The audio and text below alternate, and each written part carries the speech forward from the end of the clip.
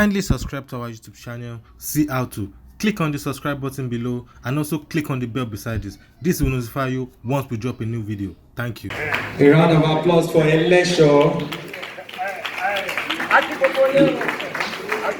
Daddy, ẹ fún wọn máìkì náà.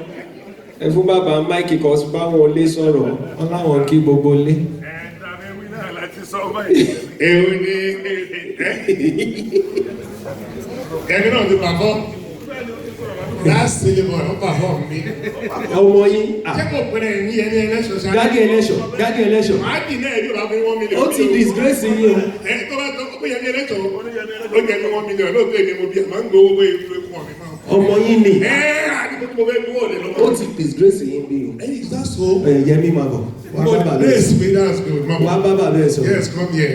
I would like to know. I must to know. In public school ẹ lọ lọ. Ó dẹ̀ disgrace yín publicly. No, sọ́wọ́ mi tó lọ public school. Nǹkan tó sọ mi yẹn. Yẹmí máa bọ̀. Sọ̀rọ̀ máa ń parí Nǹkan tó sọ mi. Àbí kò ló lọ public school kan lọ́rùn ẹ lọ ni. Public school ni wọ́n rà. Àkọ́kọ́ náà sí àwọn pé ìmá bẹ́ẹ̀ sọ̀rọ̀ náà èmi ojú yín kí n nàró. Dáàdì dé wèrè. Ọ̀sẹ̀ gbà mí.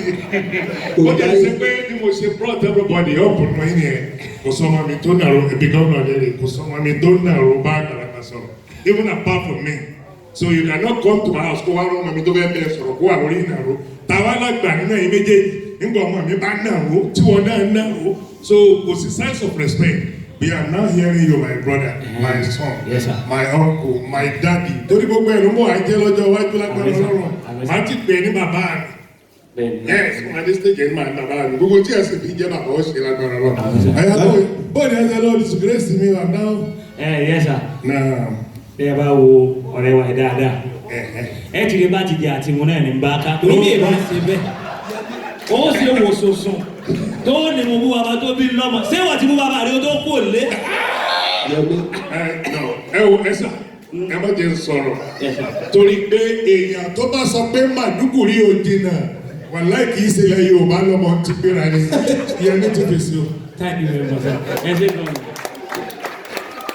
Yẹmí máa bọ̀, Yẹmí máa bọ̀. Yẹmí máa bọ̀. Yẹmí. Kí ló ṣẹlẹ̀? Pẹ̀lú nǹkan tó sọ. Daddy ẹ kọjú sí wa o. Ibi tẹ́ ẹ gbọ́gà mi sí ni mo jókòó sí. Yẹmí. Yes sir. Nǹkan tó sọ bẹ́ẹ̀ ò dá o. Ìwọ náà mọ̀ àwọn ọ̀lẹ́bùn orílẹ̀ wa ọ̀rọ̀ ilé ìwọ lọ tọ́ mi. Yẹmí. Irú nǹkan tó sọ bẹ́ẹ̀ ó wọ́ mi lára. Mo sọ pé o bú bàbá yìí. Mo sọ pé o disgrace wọn. Mr. Yinka Sala, ọmọ bẹ́ẹ̀ bá ṣe drama fún mi. Mi ì jẹ́ drama fún mi, ó sọ̀rọ̀. Èmi ọmọ tíátà tí mo sọ̀rọ̀. Ṣé ọmọ tí mo study ní oyè ìṣá? I'm a dramatical student. Ọwọ́ abẹ́ máa ti wájú. Mi ń sọ fún ẹni mò ń sọ̀kan tó ń dùn mí fún àwọn èèyàn lè bá ojú wọn mọ̀ gbàtọ̀ tẹ́ òtún wá ń sọ pé kíní. Yẹmí. Kíní. O ṣe. Mo yẹ gba mẹ́gbà lọ́wọ́ àgbàlagbà. Èmi ní mo fẹ́ tó fún mi. Thank you very much. Ẹ bá ń pàtẹ́wọ́ fún Yẹmí Elisha. Ọmọ bàbá nìyẹn. Ó tiẹ̀ ní ó ní múvì kan tí mo fẹ́ràn jù tí bá ń tú. And you're right, by style. And you're also wrong, by style. Yẹmí ọ̀gbẹ́ Yorùbá máa ń sọ Yorùbá kan. Wọ́n ní inú ìkòkò dúdú lẹ̀kọ́ funfun ti jáde. Bọ́ ti Yẹmí inú ìkòkò funfun ni ẹ̀kọ́ dúdú ti jáde. Àbọ̀ ìkọlù ẹ̀ ni. It's my son. Me are looking at him, his personality, dialogue and everything is unbeatable. Yẹmí is my blood.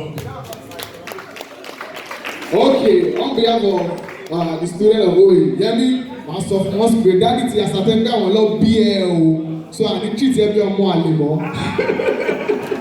Alright, real quick, I'm about to bring up somebody on stage. This guy said na graduate of, please, of the greatest secret. Thank you so much for watching. You want to see more? Click below and subscribe because we drop video every day.